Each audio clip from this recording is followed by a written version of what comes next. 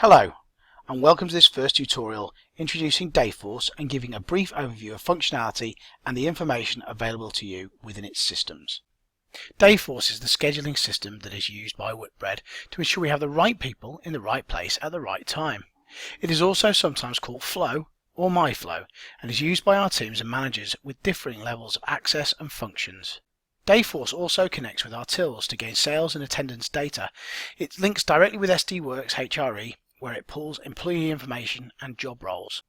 Dayforce is also where our timesheets and time off are managed before payroll is approved, ensuring our team are paid correctly. Let me now take you into the system to show you some of its functionality. We start on the login screen. Here we enter your username, which is your employee ID number and your password. When first logging in, the password will be your date of birth using 8-digit format in year, month, day. You will then be prompted to change your password and will also be prompted to change it every 40 days. In this case, I have already a password set, so log in with my own details. The first screen we land on by default is the My KPIs window in the My Day section. This will display a snapshot of your site's sales and hours, and will initially have displayed the current week, but you can change the date here. However, we will stay on this date and use the data for the current week. Firstly, we see System Forecast. Here it displays Manager Forecast. And here it shows the actual or the forecasted sales.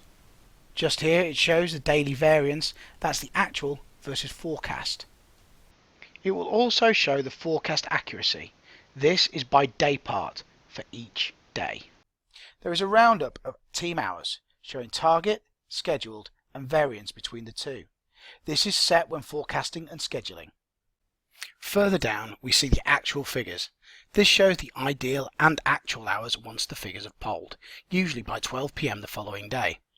If all the information isn't displayed, you can scroll down or expand the screen like this. We can also find more KPI information by clicking the drop-down box here. This gives us 3 further options: Daypart Covers, Hours Analysis and Snapshot Performance. Let's select Daypart Covers. Firstly, let's expand the screen so we can see all the information. In this section, we can see the 3 dayparts displayed individually by day. The 3 dayparts are breakfast, which is 6:30 AM till 11, lunch, which is 11 till 5 PM, and dinner, which is 5 PM until close.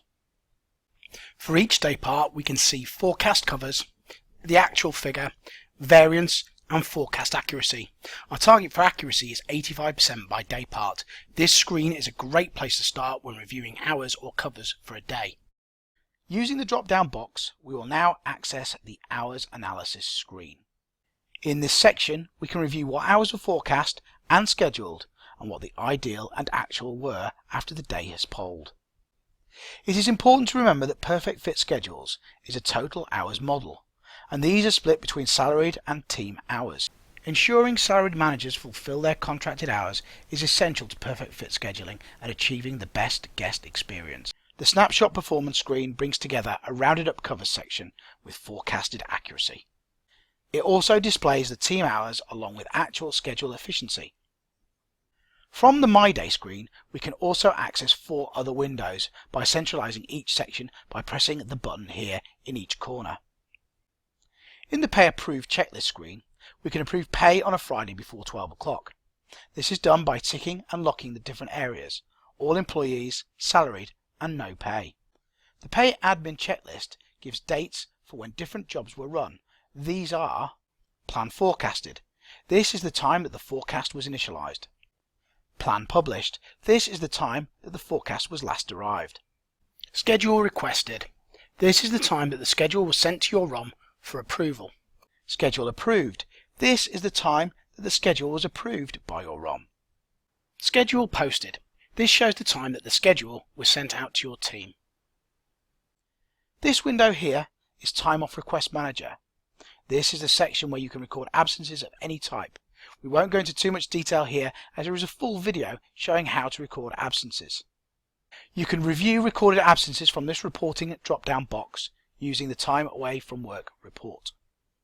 Here in Approval Requests is where we review any holidays or availability change requests. You can approve or reject and also add a comment that can be seen by the team member.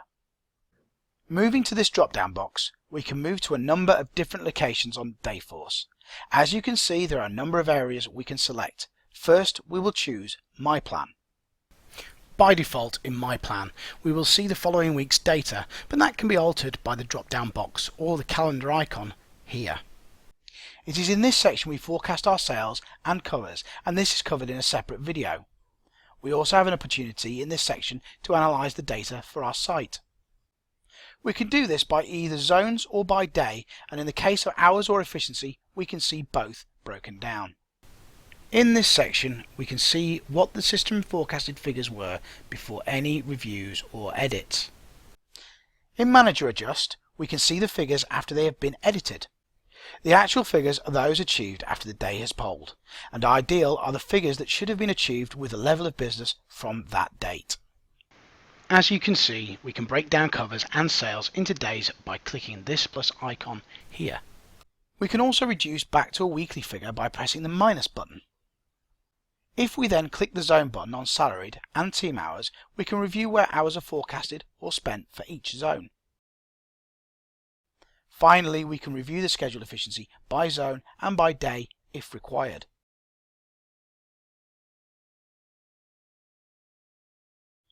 My Schedules is the area used for building rotas, and this is covered in another video. My Timesheets is the section where we review timesheets. We can only edit timesheets for the current week, but we can review previous week's completed timesheets by changing the date here. Timesheets exceptions should be managed each day by 12 o'clock and reviewed by 12 o'clock on a Friday before being approved. There are a number of reports that can be generated from this area, including actual versus contracted, which must be reviewed each month. The My HR zone is the section where availability and job assignments can be set for your team. Please see the Understanding Assignments video for further information regarding assignments. Availability can be managed in this section, but best practice is that availability changes are requested by the team member and approved in My Day. For further information on setting availability, please refer to e-learning or read the quick reference guides on the intranet. The Home section here corresponds to the sections that are in My Flow Dayforce app and shows personal details such as calendar of forthcoming shifts and timesheets for those days that have been previously worked.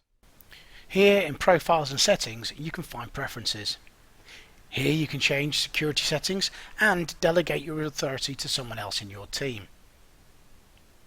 This allows them to have the same level of responsibility for signing off and scheduling as yourself. You can also review here when and who you have delegated to in the past. Finally, in the Work section you can review timesheet and calendar, as in the Home section. But there is also a section called Time Away List where you can review your own holidays for yourself. This wraps up our overview of Dayforce and is the basis to ensure you schedule the right people in the right place at the right time.